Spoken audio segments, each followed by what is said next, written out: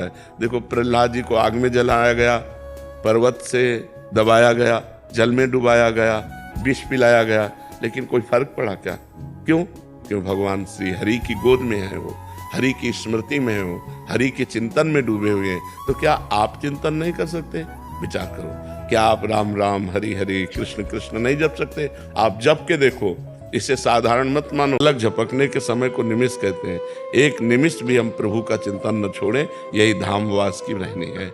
हम रज का सेवन करें, सबसे झुक के रहें, किसी की निंदा स्तुति न करें, अपनी कमाई का खाएं और भगवान नाम जप करें, इसी से सब हो जाएगा। सरल शब्दों में धामवास की रहनी, गृहस्थ धर्म से युक्त होकर के अपने धर्म का पालन करते हुए यदि हम विषय सेवन करते कोई फर्क नहीं पड़ता, और धर्म विरुद्ध हम केवल चिंतन कर लें तो फर्क पड़ जाएगा। धर्म के विरुद्ध नहीं चलना, धर्म से युक्त चलना है। भगवान ने बनाया ही ये संसार ऐसा है। अगर वो निष्काम है तो बहुत बढ़िया है, आप भी निष्काम रहिए।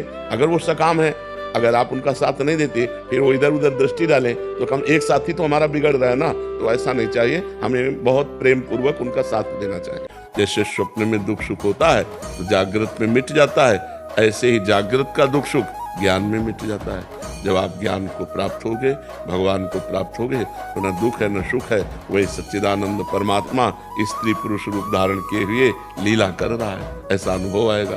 तो अपने भजन को भगवान को समर्पित करें।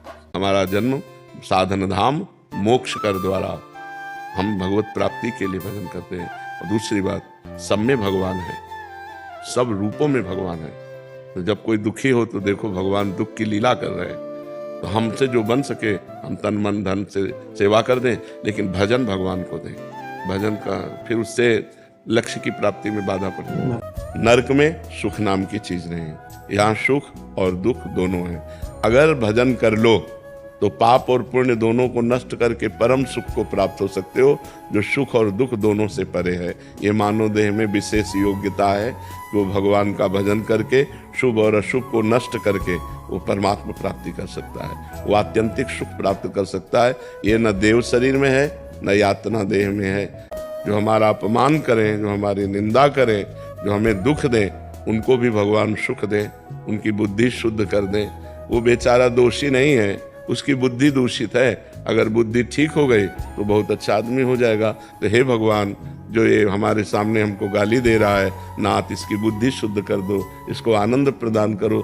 ये भजन करने वालों का स्वभाव होता है। जब कोई हमें गाली देता है तो हम विचार के द्वारा समझे अब ये पागल है, ये क्रोध से पागल हो गया है, ये ईर्ष्या से पागल हो गया है, ये द्वेष से, ये बेचारा दया का पात्र है, इस पर क्या नाराजगी करें।